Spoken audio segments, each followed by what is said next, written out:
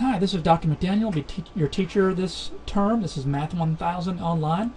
To get started, you're going to go to mymathlab.com, and if you are a first-time user of this course, you will just need to register. So click Student to register, and you can get an access code either one of two ways. You can either buy a book that comes with an access code. That's something I would need to do. I'd like to have a physical copy of the book, or you can just buy the code online and use the online book. It is up to you which way you go.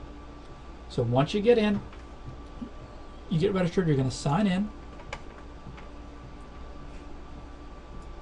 Now you will just have one course, this Math 1000 Online Fall 2013.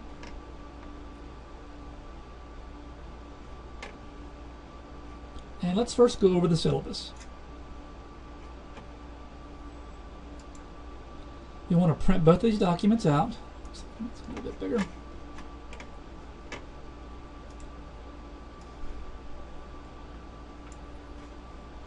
Okay.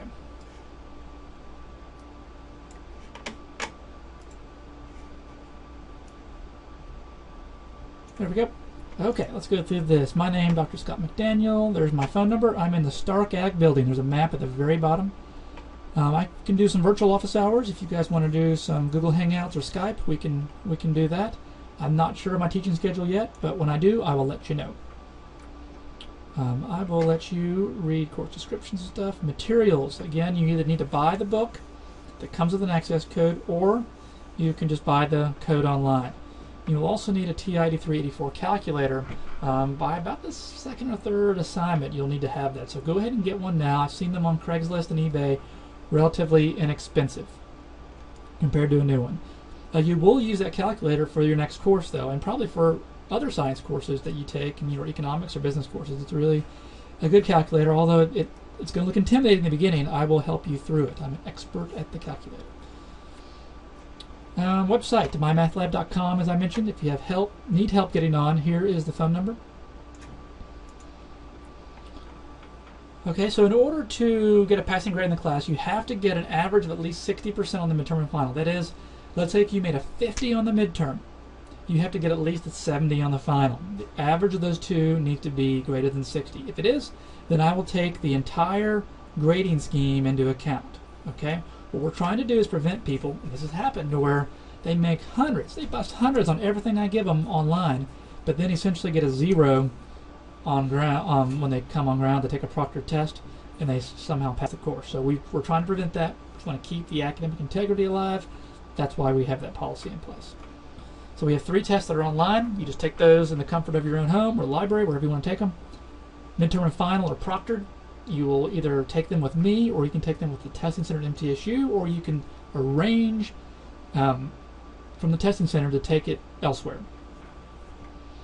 We have homework and discussion postings that are online, and quizzes are online as well. The homework, you can do each problem until you get it right, and you can just keep getting them until you finally get it right. Quizzes, you can take each quiz up to 5 times. I take the highest of the 5 attempts, and that's delineated later in the syllabus. Here's some test dates for you. These test dates should correspond to the ones on the outline. I probably should have checked that again. I think they're the same. Okay, test. For each test, you're going to get a practice test. You have to get at least a 50% on the practice test before you can even attempt the test. So make sure you take the practice test. Don't wait until an hour before the test is due before you try the practice test. If you get, let's say, a 55 on the practice test, don't just wipe your brow and say, I'm glad I got that, let me take the test, because you'll get about a 55. They're basically the same thing. So make sure you take the practice test until you get the grade you want on the test, then take the test. And there's the practice test I mentioned right there. Midterm is proctored, 250 points. I'm going through this pretty quickly. I'm just kind of highlighting it. You do have 2 attempts at the midterm.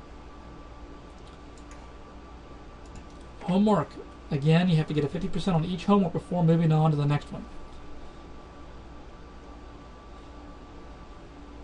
Now the homework, you can do homework after the due dates. I don't recommend that, but you can. There's no penalty at all. They're sort of soft due dates. The quizzes, there's a slight penalty, there's an attempt penalty for doing them late. So you can take them up to 5 times if done by the due date. As you see here, 5 times. After the due date, you only get 1 attempt. So keep that in mind, and I'll remind you that when we get closer to a quiz due date, which actually isn't too far from now. Discussion postings, I'll show you those in a moment. You're just going to have 1 or 2 per week, or one a week and maybe 1 every 2 weeks. So make sure with the discussion postings that you put forth a well thought out post. Don't just put something up there that's 4 words long. It does not contribute anything to the conversation. Okay, I've talked about quizzes, final exam. I'll talk more about this when the time comes. You will be very well prepared on my end. I will do all I can to prepare you so that there are no surprises at all in the final. To be honest with you, I probably shouldn't say this, but question for question is the easiest test you take. What makes the final hard is that it's cumulative. It's over everything. There are basically 5 or 6 questions from each unit. Or from each chapter, I guess. Actually, we bumped it up. We have 40 questions now, so about 10 questions per unit, I think. The grading scale is the traditional grading scale, except there are no D's. So you have to get at least a C or higher, and a C in this class is 70% or above. And I've given you how to crank out your average here. And I'll let you read the rest of this about the departmental final. You can't drop or withdraw. If you have a disability, let me know. There is a math lab. I'll let you know those hours when I know them. When you're emailing me, make sure you kind of include your name and the course in the body of your email. And be specific in your questions. I mean, you can kind of read through these. Sort of common sense, but I'll get sometimes emails from somebody who'll say, I'm stuck with chapter 4. No name, no course, and it's a pretty generic question. I can't really help a whole lot. So I'll usually just give, if I have a generic question, I'll give you a generic answer. If you can be very specific or use that Ask My Instructor button in my math lab, I'll make a little video for you and the rest of the class on how to go about thinking about that problem. I'll let you read lottery scholarship and judicial statement. Make sure you don't cheat. General conduct, I'll let you read that. And there is a map to my office right there. And here's the last page of the syllabus, sort of a workflow. I'll let you read through that. Print that out and kind of study through that. I've tried to replicate this workflow within my math lab, and I'll go ahead and go there now. So back to the syllabus. Actually, let's look at the outline. I print this off. This is sort of an outline of what you're going to be expected to do, sort of on a weekly basis, and I have the quiz due dates in here. Hopefully these match up with my math lab. If they don't, let me know, and I can get that corrected as quick as I can. Okay, so you're going to start day 1. You're going to print those 2 off, and then what are you going to do? Click on assignments. Here's week 1. So I've separated into weeks. This is sort of a new format I have. Hopefully this will work for you. Click on week 1. I'm going to take a quick survey just so I can get to know you a little bit better. So in general, the workflow is you're going to watch a video lecture, and then you're going to do homework, and then do a quiz every so often. So here number 2, we're going to watch a video. So you're going to click on the video. You can open up the notes and print off the notes if you want to. Okay, so you can print those off. And then click on the video. I'm not sure how well this is going to do taking a video, but now if you have, some of these are going to have little embedded quizzes, go ahead and put your name. And put your real name, don't put Elmer Dinkley.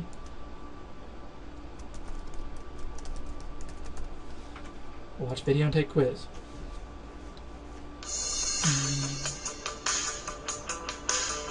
And this will allow you to sort of scroll through the video and get to where you need to go. No, it's not right, is it? You can kind of see me talking through these. What does that mean? Okay. Let's go back to week 1. Now once you watch the video, you're going to do the homework. So here's 1.8. So these earlier sections sometimes have a lot of problems to do, but they are a little easier, a little quicker than some of the later sections. So we can start with question 1. It's really key that we sort of practice these skills here. So let's pull this up. So write the product in exponential form, and so it gives you a chance to check this out. And so we would want to write b cubed. So we can put b, and then use this little palette over here, and then put a 3. Now let's say I miss it. Let's say I say b squared. And I say check answer. It's gonna try to give me a little hint here. And say, okay, let's check it again. and it'll give me a third time often, and then it tells me the correct answer. But I don't want a red X there. I want to make sure I get a green check. So press similar exercise. It'll give you one pretty similar until we get the green check. If you think you got lucky and you want another one, press similar exercise. It'll give you another one pretty similar. These are really similar. They just changed the letter. Sometimes they're a little bit different than that. Okay. If you need some help, let me scroll over here and show you over here. We have a help me solve this. We have view an example, so you can tap on view an example, and it will sort of walk you through how to think through these problems. You can click on video. This will open up a textbook made video, a publisher made video. You can click on textbook. It'll pull up that part of the book. And last resort, and try to make it last resort, click Ask My Instructor. I love helping you, but if I get 50 or 60 of these a night, I'm not going to be able to help everybody. So try to use these help aids first, and then if you don't understand, click Ask My Instructor, and I will be emailed that problem. But make sure you ask your question here. Try to be as specific as you can on what about that problem you don't understand.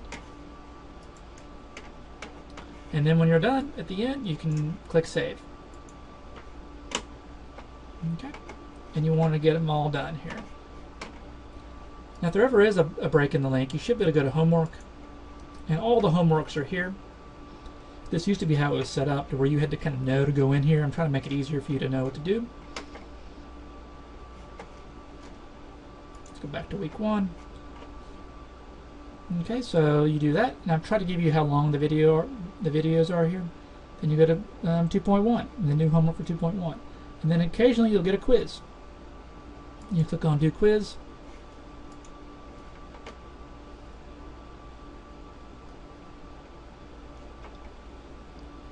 And you'll have a quiz here you can do. Okay? The quizzes vary in length and how long they are.